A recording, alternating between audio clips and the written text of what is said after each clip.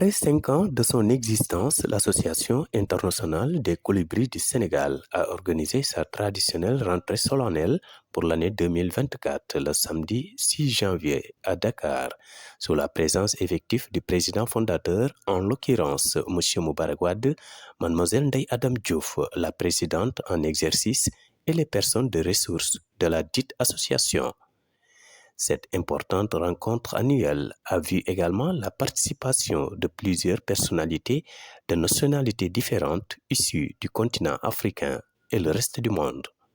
Après le mot de bienvenue, une projection d'un film documentaire conçu sur les différentes réalisations et les objectifs de l'association a été fait devant un public très enthousiaste.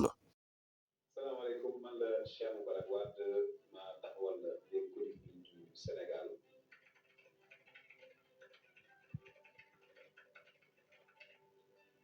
Gannaaw bi nga xamee ni mbas mi yegsi na ñu gis ni Sénégal jafe-jafe am na ci jaaxle ñu jóg mais mën nañu war a bay suñu wàll def ci lu nga xam ne mooy suñu wareef ci laa woo sama mbokk ki nga xam ne moom saa yi ma ko su ko soxla day ñëw Mor Touré ma ne ko nag foog na bay suñu wàll en lançant lancer des colibris du Sénégal bañ koy def nag après am na ñu si ñëw fekk si moom mooy ay étudiants yi nga xam ni ñëpp suñu Afrique lañ nekk ñu ne comme picc bi nga xam ni dafa demoon di bay lakk ñun tamit nañu nekk picc moom nga xam ni dañuy ñëw fii si Sénégal def li nga xam mooy suñu wareef mooy jàppale Sénégal développé bi ñu ko taxawalee jot nañ fi def ay activités yu bëri def nañ fi wax naa ko ci Covid bi distribué nañ fi ay gel bëri sensibiliser nañ ba ci daara yi dem nañ leen jàppale leen waaye itam def nañ ay activités de don de sang jamono joo xam ni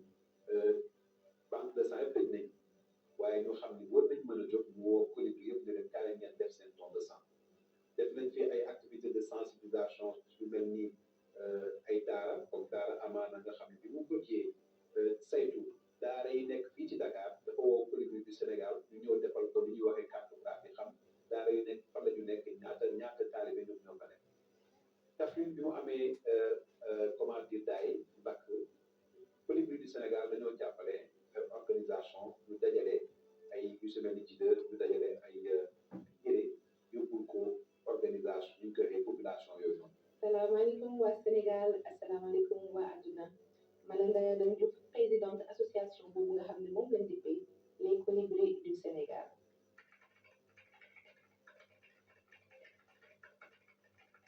alors tey bu ñuy wax ci objectif colibri dañuy kontaan parce que déjà colibri du Sénégal bi nga xamee ne ñu ngi koy taxawal et góor gu sell googu doon ko taxawal moom ak ay ñoñam di suñu mentor monsieur Cheikh Moubarak Wade dafa tombé woon ak jamonoy mbas alors mbas ku ko xam ne difficulté yi ci nekk mu am xel mu sell moomu di kii ci picc bi nga xam ne moom tey bi daay gi amee woon ci àll bi moom moo jógoon jël ses responsabilités ne man kat du ma xaar kenn waaye damay def sama part alors naka noonu ñu taxawal colibri du Sénégal ñun bi ñëwee ñu nekk la présidente ak suñu équipe aussi ñu amal travail bu am solo mais ci biir loolu objectif colibri du Sénégal bokk na ci promouvoir le développement communautaire mais bokk na ci aussi promouvoir le leadership mais bokk na ci aussi promouvoir la citoyenneté active ce qui fait que tey colibri du Sénégal mu ngi agir ci domaine bu nekk maanaam mu ngi agir ci domaine éducation muy formation avec ay experts ci ay cabines ak ay cabines du moins ci anam yu am solo en tout loolu aussi colibri du Sénégal mu ngi ñoŋal li nga xam ne moom mooy leadership parce que jàpp nañ ni ndaw bu nekk mooy avenir yi ëllëg waaye ban ndaw comme ni ko Mawlana Cheikh Ibrahima Niass doon waxee ndaw bi nga xam ne moom moo am caractère noble mais ndaw bi nga xam ne moom moo am engagement moo tax colibri du Sénégal bi mu ñëwee engagement la offrir engagement ci la woon nit ñi raison pour laquelle ñu wax leadership donc ci engagement boobu noonu ci la ñuy woo ñëpp et challenge bi aussi mu ngi nekk lan fexe ba à ce que dans tout le Sénégal comme colibri du Sénégal lañ wax dans tout le Sénégal ñu am fa des cercles colibri mais aussi ñu ràññee ko ci li nga xam ne moom mooy social colibri un jour colibri pour toujours. asalaamaaleykum maa ngi bokk association les colibris du Sénégal nekk fa le chargé de la communication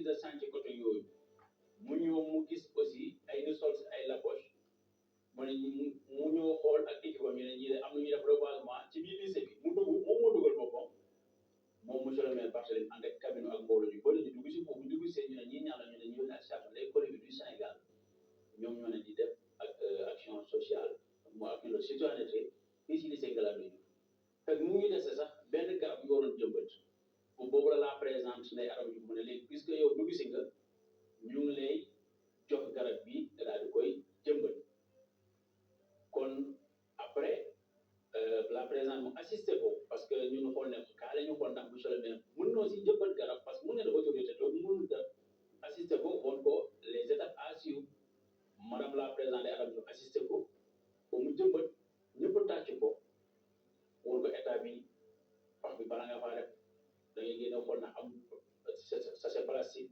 na amul xeer nga dindi yëpp ba pare fi nga xamante ne sachet bi plante bi nekk nga xotti ko suuf boobu fexeel suuf boobu mooy jiitu wala après nga mujjee suuf bi nga xam mooy suuf bi ñëw ñaar moom Cheikh Moubarak Wade moom mi nga xam moo créé tey les colibris du Sénégal yàlla gën koo kàttan lépp lu mu yéene ci ñun les colibris ak aussi Sénégal yàlla na ko yàlla defal di ñaanal aussi la présidente Ndeye Arame Diouf wax dëgg yàlla moom bu amee wér kon équipe dina am di ñaanal équipe bi les colibris du Sénégal suñu yéene lu ñu bëgg ci Sénégal yàlla defal ñu ko di ñaan tamit action bu ñu bëgg a def ak programme bi ñu bëgg a def ci 2024 yàlla bi borom kàttan yàlla kàttanal ñu ba ñu mën a réaliser mooy projet yooyu ci tënk daal di daaneel mooy di jaajëfal ñëpp di kontaan ñëpp ànd ak bi ma ànd ak colibri yàlla dafa amee beneen famille bi nga xamante ne famille bu dëgër bi nga xam boo ñu fekkee dañoo jàppante comme des frères et des sœurs loolu mooy esprit colibri.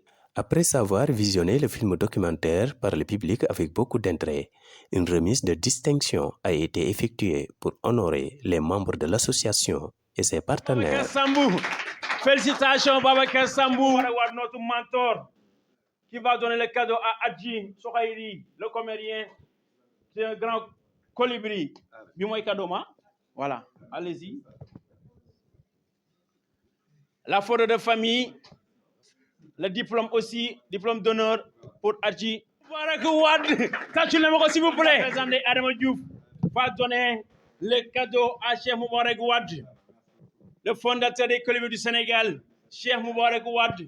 Nous avons El Hadj Mamadou Djiguel, PDG de Océan 24 TV. El Hadj ñëwal fii Océan TV. El Hadj Mamadou Djiguel, PDG Océan 24 TV. moom tamit la présidente moo koy jox diplôme d'honneur. am nañ fi ñaari PDG.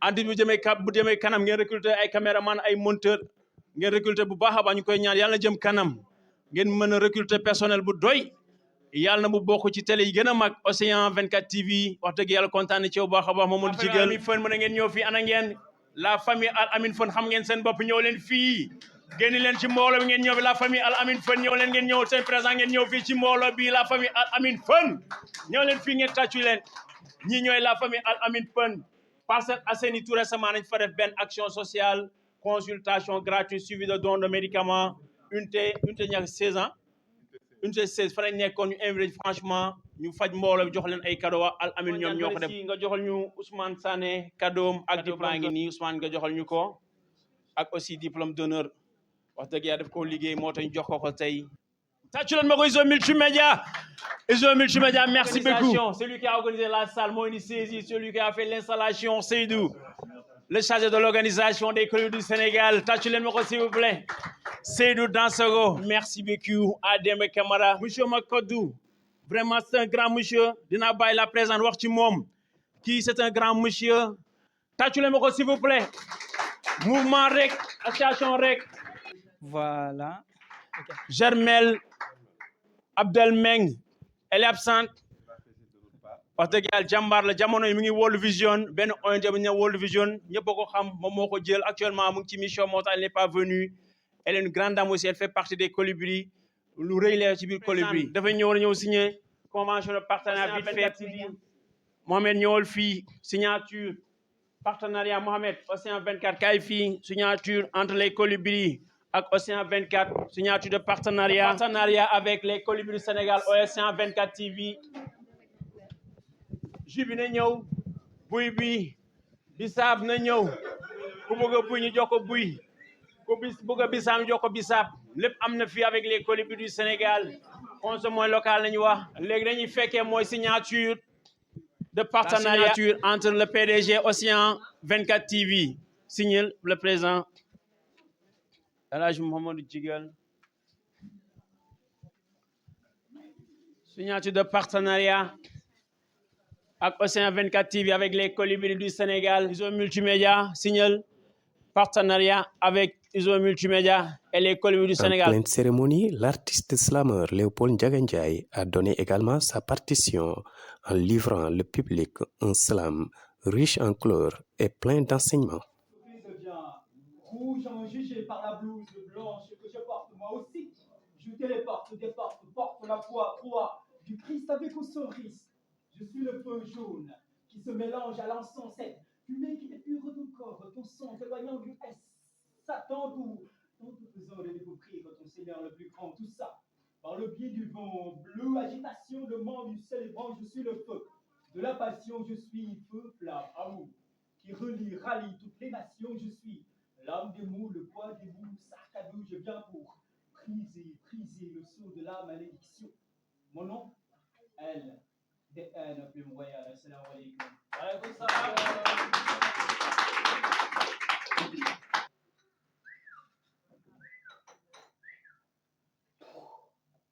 Produit de la nature, je suis.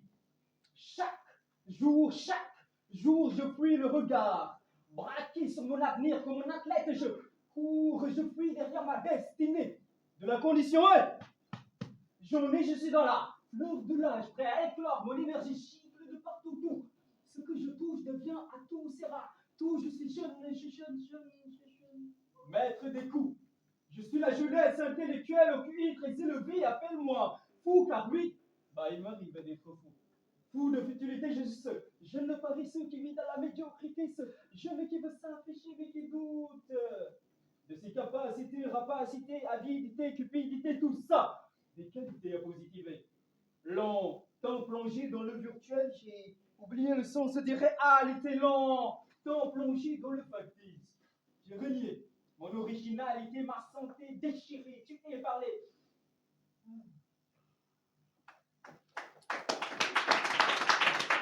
Les stupes, le sexe et toutes ces choses inutiles qui me dupent et me butent, jeunesse, réveille-toi.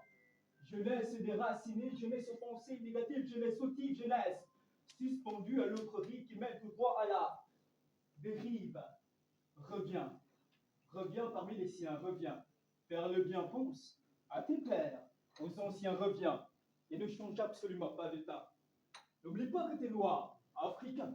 Regarde-toi dans un miroir et s'il se trouve que tu es noir ou simplement humain, dis-toi que devant toute situation, quelle que soit la difficulté, tu peux le faire. Et man day faral di wax lu am solo nee na ko borom karaw bu ñuul ñàkkul dara te dara itam jëmm ko xam nga loolu dëgg la moo tax ma ne la ku ma di doom nga di doomu nit magum nit wala ratum nit nga amam ñàkkit nga nit ku ndaw wala am yax bañ day woowee ñëw xit nga gëm am ñàkk bañ a gëm nga di chrétien am julit buur yàlla rek la mën a tegi faar nit ngeen ba la fit xamal ne la àddunaay métti jox la fett mu di sax xel ne la fettal rombal xoolal xamal waxal tey moytul ma xal lépp luy du bon def ci bu weexal mën na laaj mën nga daal di kër galgal lii de man mi LDN maa la ko yebal mu doon am yóbbal nag LDN a fi jaaroon yëkkati wax tekki wax ci biir wax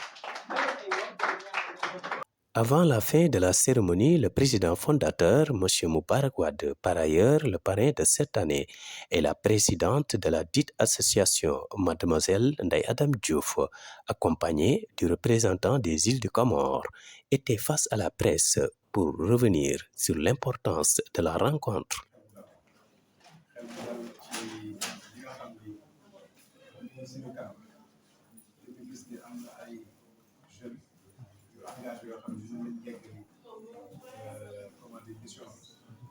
mission bi nag mission Sénégal mission àdduna moo xam ne tey kenn ku ne dañoo am benn part boo xam ne dañ ko war a def ci sa wàll sa wax si développement bu Sénégal jamono bi nga xam ni amul kenn koo xam ni Sénégal développement tënk ci benn wala ci benn loxo waaye nekk yaa koy jàpp ni yow la kenn ki jàpp ni moom la ñu ko boolee mu nekk ñun la pour développer suñu Sénégal moo tax dañuy kontaan lool am li taayal li wax am mel ni président Adama am vision ñu bokk àndandoo parce que boo gis rek li ñu suñu bokkee benn ambition am benn vision benn gis-gis yaakaar naa ni fi ñu dem war na sori te loolu la ñu gis ci ñii yëpp te di leen ñaan yàlla en tout cas ñu mën a réussir mission bi nga xam ni tàmbali nañ ko colibri yi commencé 2019 waaye dafa mel ni tey la judd ndaxte ñoom dañoo ñëw li fi taxawoon amoon ñu ñëw gën ko yokk te am nañ ci yenn yoo xam ne doole am na doole tey bu gis nañ tey xam ne doole am na moo tax ñu kontaan à la jeunesse africaine rek mooy ñu xam ni suñu sëñ la waxoon mais moi Cheikh Ibrahima Niass ne avec réew ñu ci loxoom ay ndaw kon la jeunesse sénégalaise ak jeunesse africaine xam ni développement au Sénégal développement Afrique bi seen loxo dinañ ko ñor mais comme duñ ko téye ban anam lañ koy téye anam bi nag mooy ñu dem jàngi am xam-xam parce que xam-xam lañ ci biir xam-xam la ñu mën a développer suñu pétrole ak gaz ci biir xam-xam la ñu mën a exploiter suñuy suñuy millions de dollars yi nga xam ne am nañ ko Sénégal ci biir xam-xam la ñu war a mën a récupérer waat ci li nga xam ne mooy suñu géej suñu jën et cetera ci biir xam-xam dañu war a mën a nekk à jour ci technologie yi nga xam ne am na waaye aussi tam ci xam-xam la ñu war a mën a sukkandiku pour mën a def danger yëpp yi nga xam ne ñu ñëw jub Afrique donc moo tax dinañ wax ñu engagé wu waaye tam ñu jàng di liggéey ensemble synergie booloo parce que booloo mooy suñu force ndaw yi wane nañ ko gis nga tey même ñiy dem gaal jël gaal dañoo booloo dajale seen xaalis pour dem donc moo tax suñu dajaloo rek ci li nga xam moom mooy essentiel lépp bokk ñu taxaw ci góorgóorlu si yaakaar naa ne war nañu mën a réussir Sénégal parce que suba ñoom ñoo fi nekk ñoom ñooy nekk ci daara yi ñooy nekk imam ñooy nekk président ñoom ñooy nekk des médecins donc yan médecin yan président yan imam lañuy nar a doon moo tax ñu invité leen ñu ñoom seen prise de conscience gën a góorgóorlu gën a orienté wu ci les obligations les urgences du Sénégal suñ ko defee loolu yaakaar naa ne tey message bi nga xam ne ñu koy lancé à l'endroit de tous les jeunes sénégalais mooy ñu engagé wu ñu pare aussi pour defar seen réew pare pour defar àdduna parce que ndaw moo nekk majeur mais aussi développement bu nekk ndaw moo nekk ci suuf ndorteel la pour mu mën a continuer donc bu ci li suuf baaxee rek ci kaw incha allah dina baax ñu woo ndaw yëpp daal en tout cas ñu ñëw adhéré à cette cause moom aussi colibri du Sénégal encore une fois ñu liggéey ñun ñëpp parce que Sénégal moo ñu ñor en tout cas Afrique moo ñu ñor et le monde entier moo ñu ñor parce que ñun li ñu bëgg mooy def épouser tout le monde entier oo leen ci li nga xam ne moom mooy def parce que bu Sénégal dafay def nañ ko aussi interaction yi ñuy am ak ñeneen ñi dina poser problème ce qui fait que ñu ngi woo ñëpp en tout cas pour ñu engagé wu et se dire que kenn ku ci nekk dafa war a def sa partition parce que li ñu wax mooy la commune magique du colibri je suis colibri alors xanaa di def lu dul di leen woo pour ñu jàppale les colibris du Sénégal mais jàppale aussi association yi nga xam ne yëpp ñu ngi dugg ci bonne volonté parce que dafa métti tey ci Sénégal nga nar a doxal loo xam ne mooy social peut-être on a des partenaires techniques mais pas financiers donc ay partenaires financiers mën nañu ñëw jàppale ñu matériel aussi soxla nañ ko parce que gis liggéey bi nga xam ne ñu koy def aussi bien ci domaine environnemental aussi bien ci social nga xam ne soxla nañ ay matériel soxla nañ dimbal donc soxla nañ lu nekk ak lu nekk ñu woo ñëpp en tout cas pour ñu ñëw ñu jàpp si ñoom ñu ngi gis ñu ngi seetaan donc pourquoi pas ñu ñëw ñu jàpp adhéré wu ci loolu parce que bu ñu dimbalee Sénégal lañ dimbale mais seen bopp aussi lañu dimbale. maa ngi tudd Mouhamadou Lamine Diallo, président fondateur d'Alamine. On est fiers d'être colibri pour impacter notre communauté, mais on est fiers d'être colibri un jour et on le sera Inch'Allah. En tant que partenaire ak colibri du Sénégal ñun ak ñoom ànd nañu ci ay liggéey yu fasantikoo benn bi moom mooy journée de consultation médicale gratuite bi nga xam ni organisé woon nañu ko le 10 décembre ñu ñëw taxawuñu bu baax a baax ci côté organisation bi ci côté communication bi ci côté soutien ci bépp fànn ci orientation beneen bi aussi moom mooy organiser nañu en tant que man aussi may président de l'amicale des anciens élèves de l'école PAUDC donc ñu bu waree ubbi école yi ñoo waroon def benn journée de cette saison donc Colibri bokk nañu tamit si ñi nga xam ne ñoo ñu accompagné ñëw assisté ñu durant toute la journée ñoom ñoo fa njëkk boo leen xoolee sànq si côté yi di ngeen gis la présidente nekk si toilette yi nekk si suuf si en tant que jigéen nekk di tubb si suuf si pour mun a setal école si waaye aussi permettre élèves yi nga xam ni suñu doom wala suñu jarbaat yi nga xam ne ñoo ngi ñëw jàngi si foofu ñu ñuy si ouverture yi ñu mën a am ay école yu set mën a jàng convenance. Je me nomme Ibrahim Diawara, je suis le président fondateur de l'association Devenir une référence. Je suis commercial à Samagrossiste et nous sommes partenaires au Colibri du Sénégal. Très content parce que cette activité s'est très bien déroulée. Nous étions là depuis 16 heures jusqu'à il est presque 21 heures. Sans fatigue, on souhaiterait même que ça se prolonge plus. Donc nous avons eu à rencontrer d'autres associations, nous avons pris des contacts et nous savons que ces contacts vont nous servir.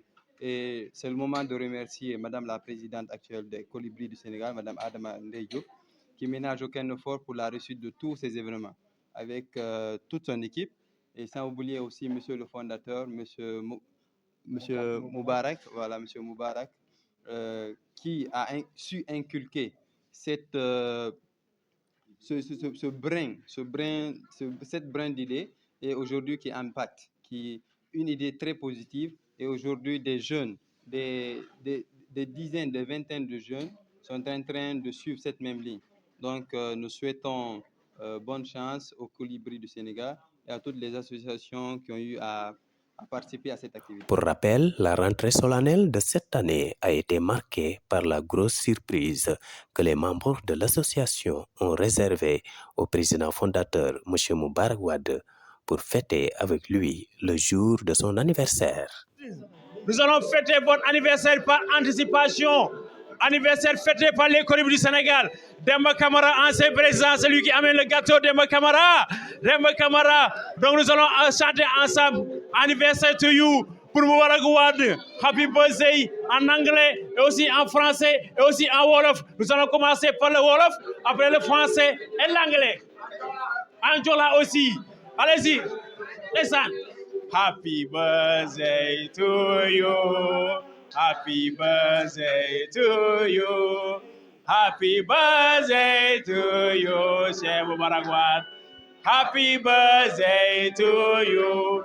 Joyeux anniversaire. Joyeux anniversaire. Joyeux anniversaire, Moubarak Wade. Joyeux anniversaire. Alors, bus modèle Simone. Bus modèle Simone. Bus modèle Simone. Mouché Wade. Bus modèle Simone. Oh! I'm not chocolat. Gadobi, I'm not chocolat. Gadobi, I'm not chocolat. Mouché Wade. Gadobi, I'm not chocolat. Oh! Allah, Allah, ya Allah.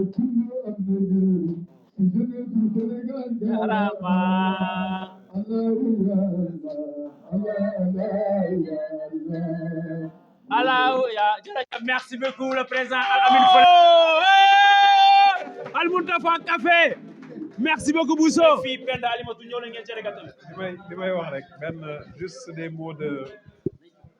Juste des mots de remerciement, l'esprit de famille. Et je suis très content parce que je sais que li ma bëggoon def yëpp ci Sénégal li ma bëggoon def yëpp xam naa ni mën na nekk seen loxo idée yëpp yi nga xam ne amoon nañ ko yoo xam ne def nañ ko te mu war a continuer tàllal man gëm naa ni seen groupe bi mën ngeen ko def et ma plus belle surprise c'est qu'aujourd'hui chacun d'entre vous est leader quelque part.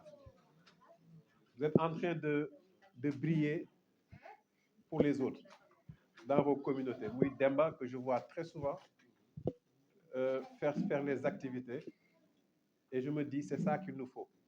Quand je vois Ousmane dafa baax rek, mais il est leader. Voilà, si je le vois regrouper beaucoup d'organisations aux Parcelles Assainies, beaucoup, et ce qui n'a rien à voir avec la politique. franchement, dans le social, je vois qu'il y a une continuité. Si je vois Lamine, Mamadou Lamine, avec Almin Fun, et au-delà Almin Fun, parce qu'on s'est connus bien avant dans d'autres organisations, ce qui change, je le vois, je me dis que la continuité, elle est là. Oui, Marena, semaine dernière, on était au Labis. Quand je suis allé là-bas, j'ai vu le Marena leader devant, comment dire, une assemblée de jeunes, voilà, dynamique, et qui impacte là-bas. Donc, je me dis que la continuité, elle est là, parmi tant d'autres. Kadjali, et je sais qu'il a une mission qu'il doit entamer sous peu. Voilà, et je sais qu'il va remplir pleinement cette mission. Voilà, mais pour finir, merci aussi à la famille. Hein, Awa.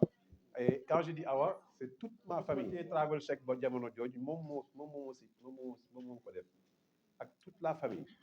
Donc, sous toogee rek ñëwee fii rek wax dëgg yàlla ñëwal na ñëpp ñëwal na sama yaay ñëwal na sama papa ñëwal na ñoom Nafi Wade ñëwal na suñu taaw muy Seen Wade ak taaw bu góor muy Xalit mais su leen limee rek wax dëgg yàlla kii naan te dañuy jàpp bu baax ci li may def ñu gëm ko bu baax a baax moo tax je ne peux pas vraiment vous remercier.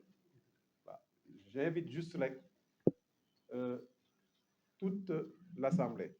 En même temps, remercier Al-Muntaha je la vois tout le temps dans les organisations. Mais aujourd'hui, j'ai envie de faire quelque chose pour Al-Muntaha.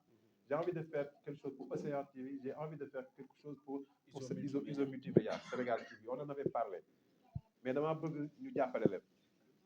Et on s'engagera aussi avec le peu de moyens que nous avons.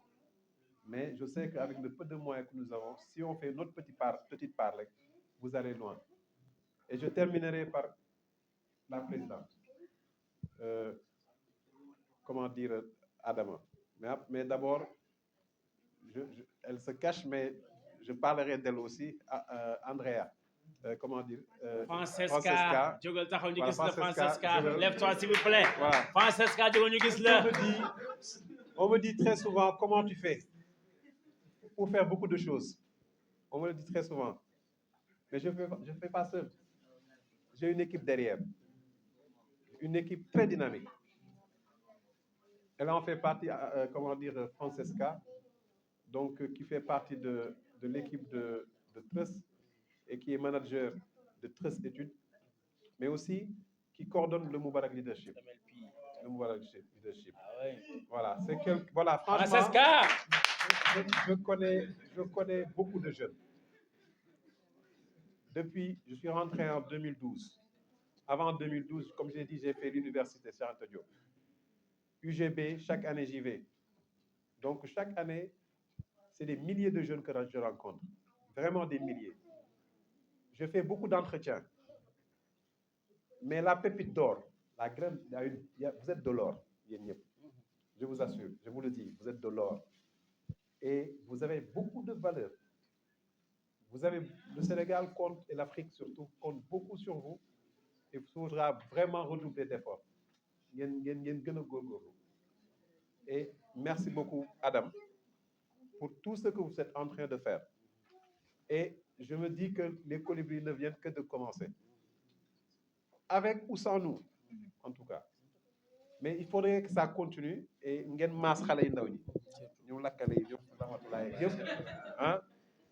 mes nièces, hein, comment dire, Madjiguen, Djemé Yassine, hein, voilà, Fatima, ak sama gars. Ousseynou Mohamed. Voilà. Ousseynou Mohamed. Je voudrais faire un plaidoyer. Qu'on installe les colibris du Sénégal dans les écoles. Et ça, on l'a réussi avec mon Sénégal à moi. On sait quelque chose. Il y a beaucoup d'écoles. Si vous allez à CM Liberté 6C, vous voyez mon école à moi, ça vient de mon Sénégal à moi, à Salar. Parce que pour changer le Sénégal, il faut le faire avec les enfants. Donc, essayons de leur inculquer ces valeurs. Elle a dit, nous, on a appris à arroser.